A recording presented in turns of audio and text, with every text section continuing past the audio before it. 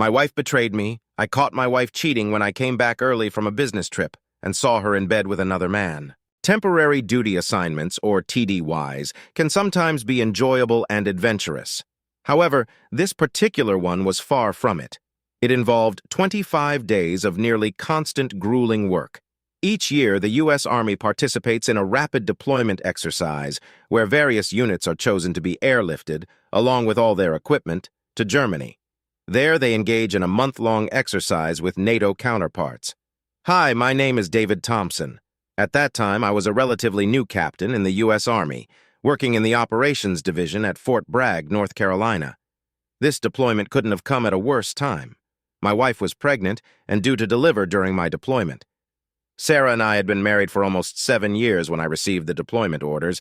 My commanding officer assured me, "I promise I'll do everything I can to get you home before the baby is born." He kept his word.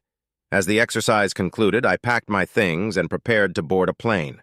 I called Sarah, who mentioned she might be hospitalized in the next couple of days.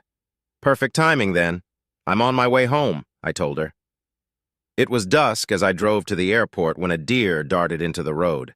My driver swerved to avoid it, and the next thing I knew, I woke up in a military hospital in Frankfurt.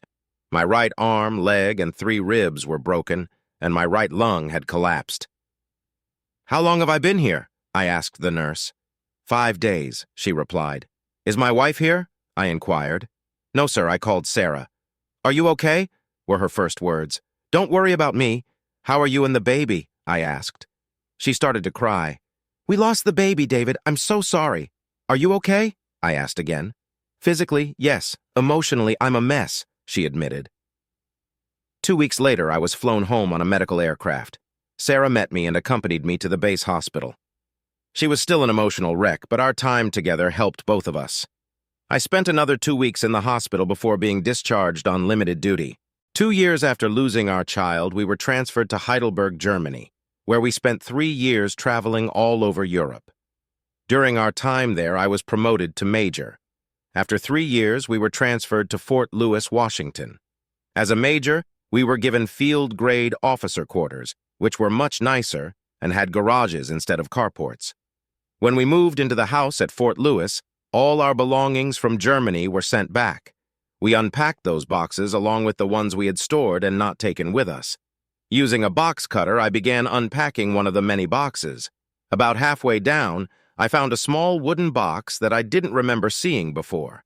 I placed it on top of the stack and opened it, and my life changed forever. Inside was a small stack of envelopes tied with a pink ribbon. I untied the ribbon and opened the top envelope. Inside was a birth certificate stating that a baby girl weighing 6 pounds 8 ounces and 20 inches long was born alive. The date matched the one Sarah had given me when she said our baby was stillborn. The baby was named Grace. The certificate listed the mother's name as Sarah Jane Thompson, and for the father's name, it said unknown. I picked up the next unsealed envelope and found a multi-page document, an adoption certificate. I read it multiple times, trying to comprehend. It said a child named Grace, born to Sarah Thompson, had been given up for adoption and stripped of all parental rights. Since the biological father's identity was unknown, his permission wasn't required. How many men had she been with during that time? Did she even know? Even in marriage, we need personal space and private thoughts. I drove to the golf course, parked the car, and headed to the clubhouse, where there was a bar, diner, and restaurant. I ordered 2 eggs over medium and corned beef hash, which used to be my favorite breakfast until Sarah changed my eating habits. I managed to eat most of it, and then sat on the deck watching the golfers finish the 18th hole. When I got home, it was midday. Sarah had made significant progress in unpacking boxes and organizing the house. I went to my unit and into the office, but there was no one there except the officer on duty. I tried to work but couldn't concentrate. When I got home past midnight, Sarah was in bed reading. I undressed, took a shower, and announced, "I'll sleep downstairs," as I walked out and closed the door. I had just turned on the TV and was getting comfortable on the couch when Sarah walked in, grabbed the remote, turned off the TV, and stared at me. "Cut the crap. Tell me what's wrong and I'll either help you or leave. Which is it? I haven't done anything wrong, so I won't tolerate you yelling at me or having to get out of your way." I took the remote from her hands and turned the TV back on. Have a safe trip, I said. She left less than an hour later. On Monday morning, I spoke to my commander explaining the situation and showing him the documents. He was as shocked as I was. "What do you plan to do?" he asked. "I'm not sure. She didn't say where she was going when she left, but she didn't take all her things, especially the box," I replied. There was a pause before I continued. "I was thinking of trying to find my daughter, if she is my daughter, and proceed from there. It would be virtually impossible. Adoption confidentiality is very strict," he said. "I understand, but I have to start somewhere. I don't trust Sarah to tell me the truth anymore." Suddenly, an idea hit me. "Oh my God, I have an idea. Can I have the day off?" I asked. He agreed, and I saluted and ran out of his office, jumped into my car, and drove home. I opened the box, pulled out a wooden box, and dumped the contents on the floor. There was a pacifier, likely Grace's. I put it in a clear plastic bag and sealed it. I searched online for a DNA lab in the area and found one in downtown Seattle. I rummaged through the bathroom cabinets, found Sarah's old hairbrush, and put it in another bag with the pacifier. Then I drove to the lab. "We'll call you in about 3 weeks," the lab technician said. I didn't hear from Sarah for another day. "Hi," I said when she called. "Are you feeling better?" "Better than what?" "Better than the idiot you were a couple of days ago," she snapped. "No, same old idiot. Why?" "In 3 weeks, I'll know if I'm going to eliminate you or just divorce you," I replied, and ended the call. The phone rang immediately, but I ignored it. The next day, Sarah was home when I arrived. She met me at the car, furious. "What do you mean you're going to either eliminate me or divorce me?" she demanded. "Exactly what I said," I responded. "I think I deserve an explanation," she demanded. "Me too," I replied. "About what?" she asked as we stood in the driveway. "You mean you don't need to explain anything?" I asked, emphasizing the word need. "That's exactly what I'm saying," she responded, irritation in her voice. "So there's no hope for us?" I asked, stressing the word hope. "What do you mean, no hope?" "What have I done?" she retorted. Suddenly, realization hit her. "Oh my God, no. Please no," she begged. "I'll be back in an hour and you better not be here. I'll leave for work at 6:30 in the morning and be back by 5. By then, all your stuff should be out of this house." I left and returned exactly an hour later, but she was gone along with the box and some of her things. When I got home in the evening, the house was nearly empty. She had taken most of the furniture, leaving only my favorite chair and a guest bedroom set. The next morning, I called my office to inform them I'd be late. Then I contacted Post Housing to arrange for temporary government furniture. I also called the credit union, our stockbroker, the insurance company, and anyone else I could think of, dealing with the mundane tasks usually associated with divorce. I made an appointment with a Judge Advocate General JAG lawyer, knowing they couldn't represent me in civilian court but could offer advice. They confirmed my suspicion that she would get half of everything. Since we lived in public housing, we didn't own a house, but we had enough equity to buy one if we wanted to. Both our cars were paid off. Life continued for a couple more weeks. I went to work, did my chores, mowed the lawn, and cleaned my car.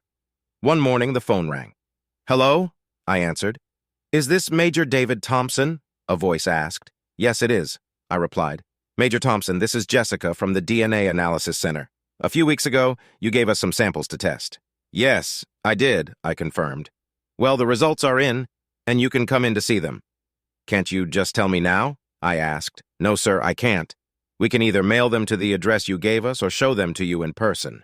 We have no way to verify over the phone that you are who you say you are. We need to see identification. We can mail the results because, as you may recall, we verified your ID and address when you were here. I'll be there as soon as I can," I said. I walked through their door, introduced myself, and asked for Jessica. She came out, and we shook hands. After showing her my ID, she led me into a small room and asked me to wait. She returned a couple of minutes later, handed me the pacifier, and explained, "Sample A is yours. Sample B is from the hair you gave us, and Sample C is from the pacifier. We determined that samples B and C are positively related. Sample A is not related to either B or C." "Thank you," I said, pocketing the pacifier, taking the papers, and leaving. At least I didn't have a daughter calling another man daddy. But someone else did. JAG couldn't recommend specific law firms or attorneys, but the officer I spoke with provided a list of approved ones. The next day, I started calling. After 6 appointments, I found my Gaia-retired JAG officer who hated cheating spouses of both genders. I spent over an hour telling him my story. When I got home late, there was a letter in the mailbox from Sarah. "David, 3 weeks are up." Sarah, it read, short and to the point. The return address was her parents' place in Harrisburg, Pennsylvania. I called her. "Hi, Sarah," she answered. "I won't discuss this over the phone, and I'm not flying to Pennsylvania, so you'll have to come here," I said. "If you mean Seattle, I'm already here. I sent the letter last week when I was there. I'll be at the house at 6:30. "Come over then," I told her, and she hung up. I made no special arrangements, no drinks, no cheese, no crackers, nothing. This was strictly a business meeting. I placed the DNA documents, birth certificate copies, and adoption papers on the government-issued coffee table. She pulled into the driveway at 6:20, but waited until exactly 6:30 to ring the bell. I wasn't in a hurry to answer. Opening the door, I invited her in and pointed to where she should sit. I sat on the couch, and she took the uncomfortable straight-back chair across from me. I reached into my pocket, pulled out the pacifier, and held it out to her. She grabbed it and held it to her chest. "Thank you," she said, as if I'd given her $1 million. Then I handed her a copy of the DNA test results. "You already know I'm not the father, but this will confirm it," I said.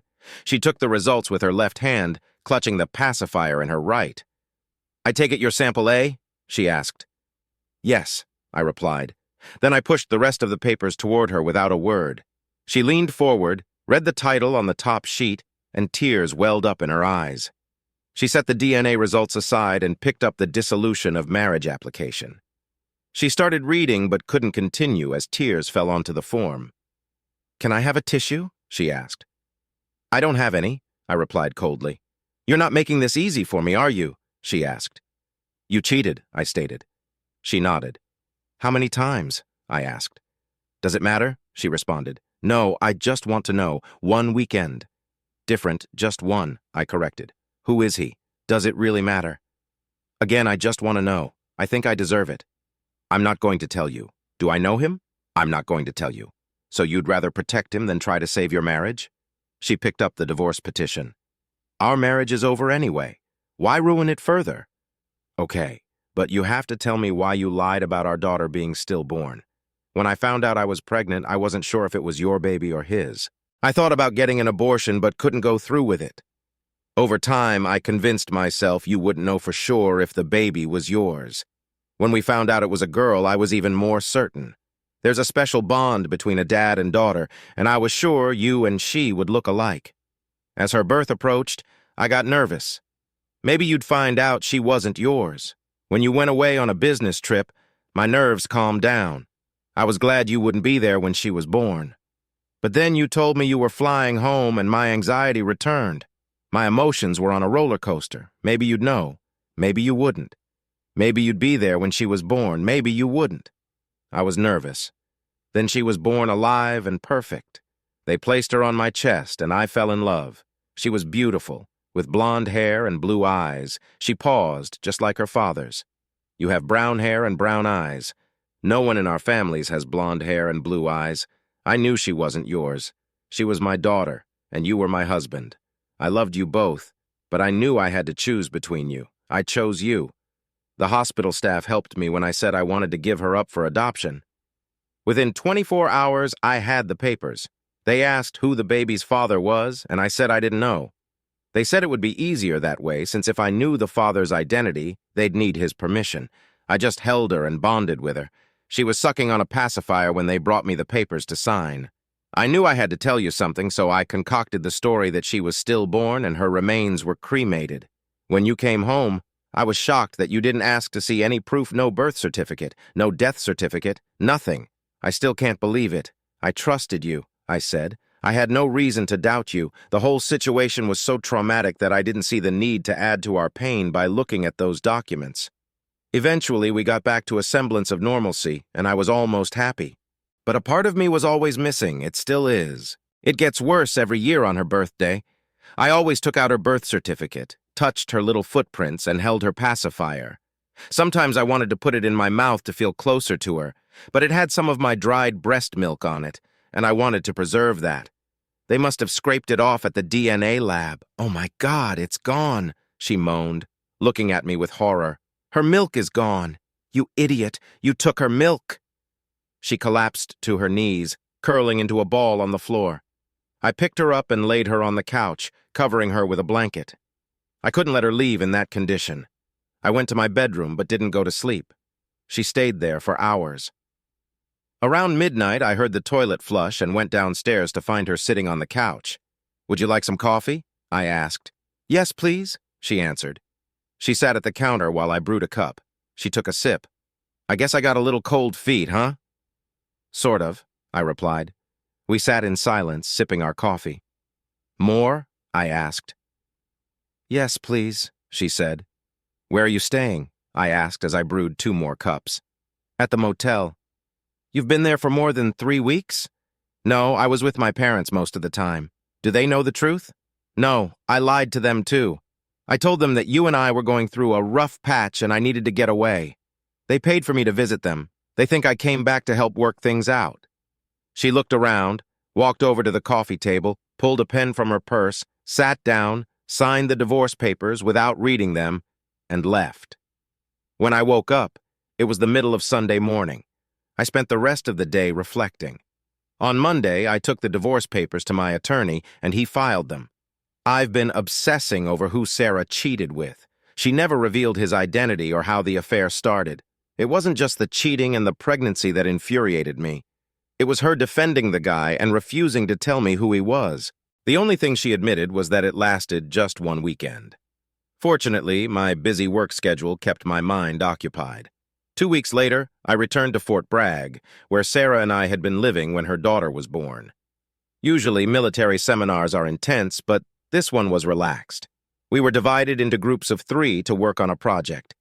It turned out there were 6 groups of 3, and 2 people were left a major from Alaska and myself. We bonded almost immediately, as if we had known each other for years. His name was Brian Parker, and he was stationed in Alaska at Fort Greely, the coldest base in the U.S. Army, but he loved it. He was a computer genius, and we were so far ahead of everyone else that we had to slow down and wait for them to catch up. On Friday of the first week, we had lunch at the Officers Club. Brian confided in me about his personal life. He had cheated on his wife, and she divorced him. She now lived with a civilian, and his 2 children called the other man Daddy. Toward the end of lunch, I shared my story. When I finished, Brian had a peculiar look in his eyes. "And you don't know who the man she had an affair with is?" "No, she didn't tell me." "And that was here at Bragg?" "Yes, almost 6 years ago. Blonde hair and blue eyes, right?" "That's what she said." "Come with me." We headed to the Manpower Center, where everyone assigned to Fort Bragg had to check in. We walked straight into the HR director's office. She saw us, stood up, and went around her desk to give Brian a hug. She looked to be about 60 years old, with a sparkle in her eyes. I liked her instantly, even though I hadn't spoken to her yet. "Mary, this is David Thompson." "Hi, David," she said, shaking my hand. "Hello, Mrs. Smith," I began. "Call me Aunt Mary. Everyone does."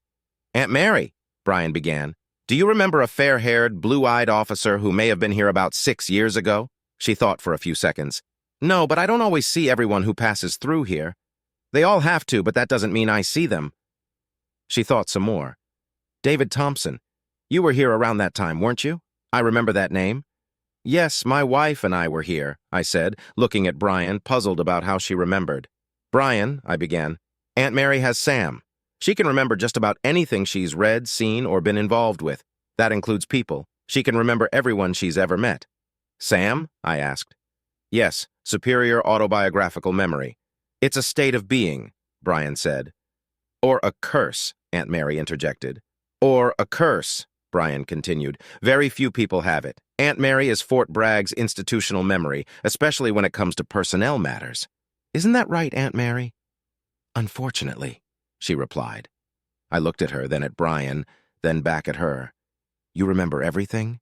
Everything that happens to me personally." "Jesus," I said. "How do you have room for all this?"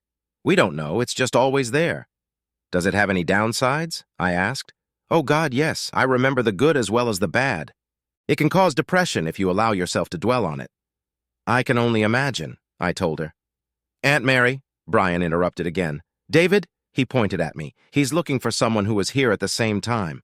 The only thing he knows about him is that he was blonde with blue eyes. She laughed. That's it? No height, no weight, no rank, no assignment, not even his initials? No, ma'am, I said. Calling me ma'am is a waste of good oxygen, David. I'm Aunt Mary. Give me time to think and maybe ask around. Does it matter? Brian looked at me and I answered, Yes, Aunt Mary. It's important. Oh, he was about the same age as me when I was here, if that helps. And he was in the Army? Officer or private? I suppose he was an officer if he was in the Army. So you don't even know if he was in the service? No, I don't. Or a civil servant? No, I'm sorry. I know it's not much to go on. She laughed. Yeah, there's just nothing to target there. There can't be more than 2,000 blonde-haired, blue-eyed men I've encountered in the last few years, but I'll see if I can narrow down the time frame. She took both of our phone numbers. 2 days later, she called Brian. I've been thinking about the man you asked about. I don't remember any blonde-haired, blue-eyed soldiers, either officers or privates, who were about the right age, but I know 2 civilians who work for the Office of Post Engineers. One has worked there for about 30 years, so he's probably too old. The other has been working there for about 10 years. He's in charge of new construction now, but used to be the head of the plumbing department. His name is John Walker. There are about 15 other blue-eyed blondes on post, but the ages don't fit. I didn't bother trying to remember civilians living off base because I assumed that when Major Thompson was here, he didn't have time to make many civilian friends. Brian filled me in, and I immediately started plotting how to meet Walker, find out if he was the right man, and maybe get a little revenge. Men who prey on the wives of our military personnel are among the lowest forms of life, second only to those who prey on wives while their husbands are overseas. These guys deserve the worst fate imaginable. The next morning, I sat in my rental car on the street over from Walker's house, hoping he was into golf or DIY projects and might be heading to the local hardware store. I had been waiting for almost 2 hours when his car finally pulled out of the garage and sped down the street. Thank God, I thought. I wasn't looking forward to sitting there all day, but I was ready to, if necessary. I followed him to Home Depot. We parked and I tailed him into the store. He was obviously well known there, chatting with several employees. There was a spot right in front of the door with a coffee station for regular contractors. Walker helped himself to a cup and stood sipping his drink while chatting with a salesman behind the counter. Watching Walker, I realized not only had he been with my wife, but he also chewed gum with his mouth open, almost as disgusting as spitting on the sidewalk. The clerk Walker was chatting with had to help a customer, so Walker took one last sip of coffee, spit his gum into a paper cup, and walked away while unwrapping another piece of gum. I walked over to the trash can, saw the cup right on top, and took it when no one was looking. I got in my car and called Brian. I told him what I had and he laughed, urging me to hurry back. I might have something bigger by the time you get here, he said. When I arrived, Brian was literally bouncing around, waving some papers. You're not going to believe this, he exclaimed. No, really, you won't believe it. He grabbed my arm. Look at this. No, you better sit down. I did. And he sat next to me, placing the papers in front of me. Look, he said. There were names and an address. So what? I asked. That's Grace's name, address, and her family's name. Her name is Grace Carter now. I hacked into the files of an adoption agency. Those files are more encrypted than the nuclear missile launch codes carried by the President of the United States. Then he calmed down a bit. Well, I didn't personally hack the files. My brother did, but it's the same thing. I started to laugh. That's great, Brian, but what exactly am I going to do with this? This? I have no idea, but you have them. Maybe we can blackmail someone. Oh, that's great. I can already see the headlines. 2 Army officers tried to blackmail a 6-year-old foster child. That's a great one. I tossed the papers on the coffee table and leaned back. Yeah, I see your point, he said, getting flustered. But we cracked their defenses. That's something. Yeah, that's something, I said, laughing. I carried the papers and the coffee cup back to my quarters and placed them on the desk. For some reason, I looked up the address where Grace lived and decided to drive there early Sunday morning. It was nearly 150 miles to the town. The house was a typical suburban home. I sat outside for about an hour, observing American suburbia on a typical Sunday, the noise of lawnmowers, the screams of children, and the chatter of neighbors. No activity came from Grace's house until almost noon when a car pulled into the driveway. There were 3 people inside, a man driving, a woman in the front passenger seat, and a child in the right rear seat. The woman got out, closed her door, and reached for the rear door. I readied my cell phone. The woman took the child out, placed her on the ground, and knelt to straighten the girl's dress. I had just enough time to snap a few pictures. I heard a noise next to my car. A woman and a child were walking by. The child next to my car squealed and ran towards another child who I realized was Grace. They were only a few feet away, so I took a few more quick pictures. I started my car and drove off before either of the two women noticed the strange car and man parked on their street. I stopped a short distance away to review the pictures. 4 of them were perfect. I could even make out Grace's blue eyes. I drove back to Fort Bragg. The following week, Brian and I finished the course with ease. We graduated on Friday and had dinner and a few drinks together. On Saturday morning, we went to the airport and flew home Brian to Alaska and me to Seattle. The following Monday, I took Sarah and the DNA reports to the DNA testing center. The technician didn't remember me until I reminded her about the pacifier. I handed her Sarah and Grace's DNA results and the coffee cup with gum. "See you in 3 weeks," I said as I left. In fact, it only took 2 weeks this time. She gave me the results over the phone. It's a match. No doubt mother, father, and child. I'll send you the official results in the mail. Okay. I had all the information I needed, but what was I going to do with it? It only confirmed that Walker was indeed the guy Sarah had cheated with. I went to Walmart and bought paper and envelopes. I also made copies of 2 photographs of Grace and the DNA reports for Walker, Sarah, and Grace. I cut off anything that could identify where the reports came from. I put everything in an envelope, making sure to wear gloves from the moment I opened the bag of paper and box of envelopes. I used self-adhesive stamps and water, not saliva, to seal the envelope. I made every effort to keep it untraceable. I addressed it to Mrs. John Walker at their home address. I also included Sarah's name and her parents' address because I had no idea where she was then. I drove to Seattle's main post office and dropped the letter in the mailbox. A little over a month later, I got a call from Aunt Mary. "I'm going to ask you a question and I want an honest answer," she said. "I'll do my best. Whatever you're doing isn't good enough. I need complete honesty." "Is that what you and Brian did to Walker?" "Aunt Mary, I don't mean to sound smart, but what did we do to him? Set him up so his wife would file for divorce." "Okay, here's what I did. Brian had nothing to do with it," I said, telling her most of the truth and omitting Brian's part. "You certainly stirred up a hornet's nest. Apparently, when his wife received your package, she didn't know if the DNA was his or someone else's, so she did it herself. She took some of his DNA and sent it off for processing. She also sent the profiles of that woman and the baby. They matched, and that's when it all went downhill." "Who was the woman he was flirting with?" she asked. "My wife, Aunt Mary," I replied. "Oh, Jesus," Aunt Mary muttered. "I had a feeling it might be something like that. He was brought into the office yesterday, and he's not happy. He was ranting and raving all over the base. Hearing that his marriage is over is the best news I've heard in a while. I just feel sorry for his family. With Sarah and I divorced and Walker on his way to the same, I felt a strange sense of closure. I folded the papers Brian had given me and put them in a box with other things I no longer needed but kept anyway. My life moved on. Over the next few months, I went on a couple of dates, but nothing significant happened. 2 years later, I was back at Fort Bragg.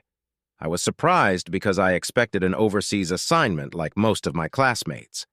Once back at Bragg, I found myself in Aunt Mary's office. "How did you get back here?" she asked. "I have no idea," I replied. "Yes," came a familiar voice. It was newly promoted Lieutenant Colonel Brian Parker. He walked into the office, closed the door, and we shook hands. "I needed an assistant, and a major who had just graduated from CGS was just what I needed, so I requested you." Brian and I had kept in touch sporadically since the seminar, but hadn't seen each other. I was glad to see him. After registering, I took a 2-week vacation. The first thing I did was look for a house.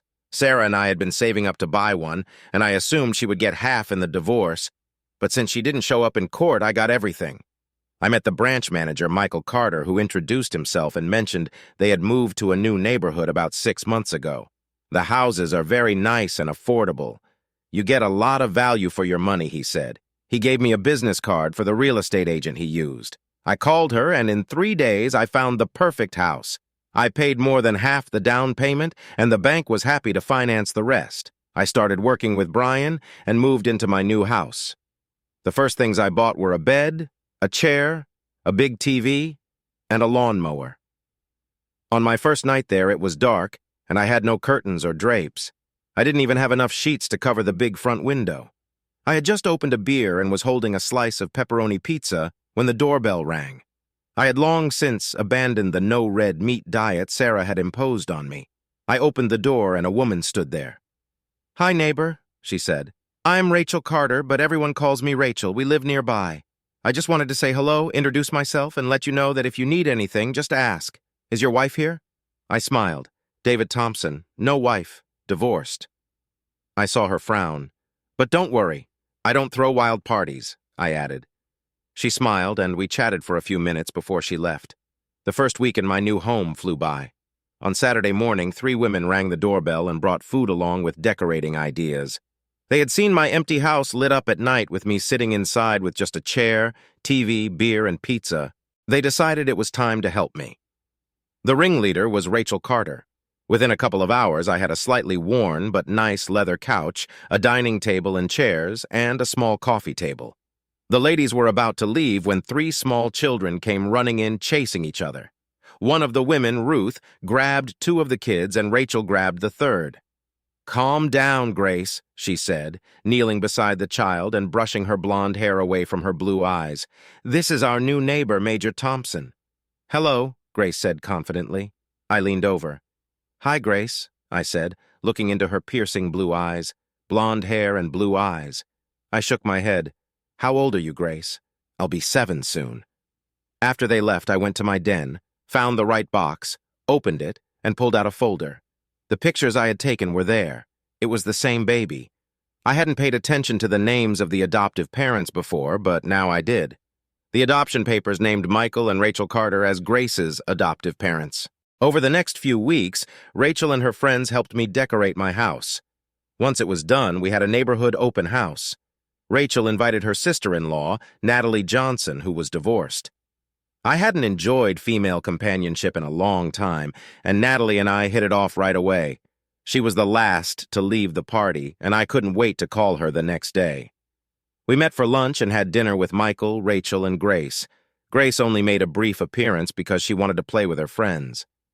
Over the next few months, Natalie and I saw each other as often as possible. The first night we spent together was wonderful. We were sitting at the kitchen island when the doorbell rang. I threw on my robe and went to answer it. It was Rachel. "Good afternoon, David," she said, walking in. "We were wondering." She saw Natalie. "Well, what do we have here?" she asked, heading toward her sister-in-law. Natalie was sitting on a stool eating a ham and cheese sandwich. As Rachel approached, Natalie set the sandwich aside and turned to face her. Her robe was open, and Rachel reached up to close it. Natalie laughed. "Too late for modesty, sis. He's already seen everything. In fact, Hez." Rachel began. "Never mind," Natalie interrupted. I left the room and went upstairs to get dressed. When I came back, they were still discussing my bedspread. Seeing that I was dressed, they fell silent. The following weekend, Michael and Rachel asked Natalie to watch Grace while they went out to dinner. We were in the backyard watching Grace in her sandbox. Without looking at Natalie, I said, "She's a beautiful child, isn't she?" "Yes, she is." "Did you know she was adopted?" "Really?" "Yes. They've had her since she was born. According to the adoption agency, the birth mother was married but had an affair with a man she doesn't even remember and got pregnant. Her husband was in the military. She didn't want him to find out about the affair, so she gave Grace up for adoption. Michael and Rachel were there to take her home. Grace is the name her birth mother gave her." "No, that name was Hope. It's on the birth certificate, but Rachel and Michael changed it. Grace suits her better. What happened to the birth mother and her husband, I have no idea. The adoption agency keeps their files very tight. They don't give the birth mother access to information about the adoptive family and vice versa." Grace came over and wanted to sit on Natalie's lap. She leaned her head against Natalie's and fell asleep almost immediately. A few minutes later, Natalie asked me to carry Grace to the bedroom and put her to bed. It was my first time touching her, and I felt very uncomfortable. I gladly laid her down. 7 months later, Natalie moved in with me. A year after that, we were married. We had a very happy year until the Army intervened. We were told we were being sent to Germany for 3 years of service. We took 2 trips to the State Zone when her father and Michael's father died, and the other for a reunion. Both times, of course, we saw Michael and Rachel. We saw Grace at the funeral, but when we went back for the reunion, she was at camp. 3 years later, I received orders to transfer to Fort Benning, Georgia. I was assigned as a new lieutenant colonel to the post headquarters as an executive officer under the post commander. This role was typically reserved for a full colonel, but in the military, you don't question your luck. To help me settle in, the staff arranged a series of briefings with various departments that support the post. One of these briefings was to be given by the Postal Engineering Department. As I entered the conference room, representatives from that department, including the postal engineer himself, were already seated. I took my place and watched as a blue-eyed civilian with slightly graying blonde hair stood up to start his presentation. He introduced himself as John Walker. My heart skipped a beat. He talked for an hour, but I didn't hear a word. My eyes never left his face, and it was clear he noticed my intense gaze. At the end of his speech, he asked if there were any questions. "Tell me, Mr. Walker, have you ever been to Fort Bragg?" I asked. "Yes, sir. I was part of the engineering department," he replied. "Did you enjoy your time there?" I continued. "Yes, sir," he said, looking increasingly uncomfortable. "Why did you leave?" "That's personal, sir," he responded, shifting nervously. "Fair enough. I'd just like to know about the people I work with," I said, leaning back. "I seem to recall a scandal at the Fort Bragg Engineering Department a few years ago. Do you know anything about that?" He hesitated. "I vaguely remember something about someone cheating, if I'm not mistaken." Well, thank you for the briefing. If you need anything at headquarters, feel free to contact me." I pointed to the name tag on my uniform. "My name is Thompson, David Thompson. I wouldn't want you to forget it." Recognition dawned in his eyes, which widened in shock. His face turned various shades of red and gray. I got up and walked away. That afternoon, I learned that Mr. John Walker had requested a transfer. Unfortunately for him, this request had to go through me. The next day, I received his request and wrote in a large letter response, "I have plans that require Mr. Walker's expertise. He will play a key role in these plans." The following day, Mr. John Walker tendered his immediate resignation, which I promptly signed. As time passed, my love for Natalie grew every day. I watched her become more vibrant and beautiful. Each morning, I saw an aging man in the mirror and wondered what she saw in me. Whatever it was, I was grateful for it. We treasured our time together, and the years flew by. We were stationed in Alaska and decided to visit Rachel and Michael. During our first evening, they shared a decision they had made with Grace, who was almost 18. She had always known she was adopted and now wanted to find her biological parents. Michael and Rachel supported her decision, but the adoption agency offered no assistance, citing legal compliance. They vented about outdated laws and the need for reform, especially for adopted children to know their birth parents' health status. They decided to use a DNA and ancestry website. They sent Grace's DNA and waited for results, hoping her biological mother could attend her high school graduation, though it was only a couple of weeks away. That night, Natalie and I were already in bed when she asked, "What are you going to do about Grace?" "About what? I played dumb." "Come on, David. Married couples shouldn't have secrets. I found your little file 6 months after we got married. Grace doesn't need DNA testing if you tell them what you know." "Oh, crap," I muttered. "Yeah, oh, crap. Why have you been silent all these years?" "I'm not sure. I guess I knew how sensitive you'd be about it, and Michael and Rachel didn't need to know. So I kept quiet.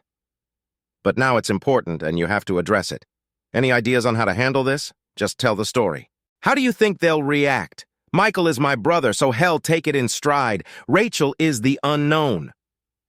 "Okay, tomorrow we'll get Grace out of the house and tell them." She leaned over and kissed me gently. "Do I ever bore you?" she asked. "What a silly question," I said. "Of course you don't. Why did you even ask?" "Because you haven't touched me all day." I grinned and reached for the buttons on her pajamas. "I can fix that right now." The next morning was Sunday. Grace was picked up by her best friend, and they went to the mall. I gathered the 4 of us around the table, took a deep breath, and began. I started by telling them that Natalie and I had packed our things before we came downstairs, so we were ready if they wanted to kick us out. They looked at us, and Natalie shrugged. Grace doesn't need to give DNA to find her biological parents. I know who they are, I said. Their expressions made it clear I needed to explain, so I told them the whole story. When I finished, I took a deep breath and looked around the table. Michael just stared at me while Rachel had tears in her eyes. After a few seconds, she stood up, walked over to me, took my hands, pulled me into a hug, and said, "Oh, poor guy, living with that all these years and not being able to talk about it, no one deserves that." She hugged me again. "What do you think, Michael?" she asked her husband. "I'm trying to calculate the odds of how we all ended up together." "I don't think there's a big enough number," he said with a wry smile. "So what do we do now?" Rachel asked as she returned to her chair. "I think David should contact his ex-wife and invite her to Grace's graduation since she wants her there," Natalie suggested. "Why me?" I protested. "Because you started this," Michael grinned. "But who's going to contact Walker?" "Not me," I said, recounting the last time I saw him. "You never told me that," Natalie said, surprised. "I didn't realize you knew the whole story." I leaned over and kissed her. "I love this woman," I thought. Later that day, when Grace returned, Michael and Rachel told her everything. She was both nervous and excited and wanted us to continue. The only way I knew to contact Sarah was through her parents, if they were still alive, still lived in Harrisburg, and still had a landline. I waited until Monday morning and talked to a private investigator. I asked him to help me find Sarah's parents and John Walker. It took him 2 hours to get the parents' phone number and longer to find Walker. I called Sarah's parents, reminded them who I was, and told them I needed to talk to Sarah. I gave them my phone number to pass on to her. Less than an hour later, my phone rang. "Hello, this is Sarah Martin." I was given this number. "Hi, Sarah, it's David." "David, wow, how's it going?" she asked, sounding taken aback. "Actually, I am doing great. How are you?" "Very well." "Sarah, I need to talk to you about something very important." "Okay, go ahead. Not over the phone. Tell me where we can meet, and we'll talk in person. Explain it to me. We haven't spoken in years, and suddenly you have something so important that it needs to be discussed in person." "I'm sorry, David. I'm not buying it." "Okay, but remember I gave you a chance." "A chance at what?" "Come on, David, what's this about?" "Only in person, Sarah. Call me if you change your mind." "Wait, okay, damn it. We live in Las Vegas. That's better. I'm flying out there tomorrow. I'll call you when I land and you decide where you want to meet." The next day, we met in the lobby of the Bellagio Hotel. I guess she wanted plenty of witnesses. "Hi, Sarah." "Hello, David. This is my husband, Eric. Eric Martin." "Hi, Eric." I turned back to Sarah. "I need to see you alone for 10 seconds. Anything you have to say, you can say in front of Eric. Whatever you say. But this is about the baby you had." She turned pale. "Can we still talk?" "Yes. He knows about her." "Okay, let's sit down." We found a quieter corner and ordered some wine. Once it was poured, I took a deep breath and began. "Her name is Grace. She's graduating in 2 weeks and wants you to be there." Eric and I watched as Sarah fainted, her wine glass still in hand. Eric took the glass, set it down, and patted her cheeks until she came to. "What did you say?" I repeated it and then showed her Grace's picture. She started crying, gently touching the photo. "She's beautiful. Where did you get this?" "I took it yesterday in her living room." "You took it? How? Why?" I recounted the entire story, including our failed attempt to find John Walker. She didn't know I knew his name and was shocked. Initially stunned, she quickly grew angry. "Why didn't you ever tell me? Why did you keep her from me all these years?" Her voice grew louder. Eric jumped up. "Calm down. You gave up all rights to her. David is breaking the law by doing this now, so chill out." She calmed down. "When can I see her?" "At her graduation, if you want to come." "Of course, I'll come. Can't I see her sooner? You both need time to get used to it. How about coming the day before?" She smiled. "That would be wonderful. Now how about I take a picture of you so she can see what you look like?" "Okay." We found a spot outside for her to pose. When I started to leave, she rushed over, hugged me, and kissed my face and head. "Not too demonstrative, is she?" asked Eric, laughing. I decided I liked him. That same afternoon, I flew back to prepare Grace. I showed her a picture of Sarah. "She's beautiful," Grace said. She was very nervous, but excited at the same time. For the first time since I'd known her, she hugged me. "Thank you, Uncle David." "Now we know where you get your beauty," said Rachel, hugging Grace. "Do you know what my birth father looks like?" Grace asked, timidly. The other three adults looked at me with widened eyes, waiting to hear what I would say. I thought for a moment before speaking. You got your blonde hair and blue eyes from him. The adults sighed with relief. We had only taken a week's vacation, so I had to return to Alaska. Natalie stayed behind to help everyone prepare for the big day. I promised to be back 2 days before graduation. The day before I was due back, I got a call from the private investigator. The most he had found out about Walker was that after leaving government service, he took a consulting job in a Middle Eastern country. Like several other American consultants, he disappeared shortly after arriving and hasn't been seen since. I met Sarah and Eric at the airport and drove them straight to Grace's house. When we entered, she stood in the middle of the living room. I let Sarah go first. They looked at each other for a long moment before Sarah spoke. "I brought you this," she said, pulling out a pacifier. "It belongs to you, and I thought you might want it back."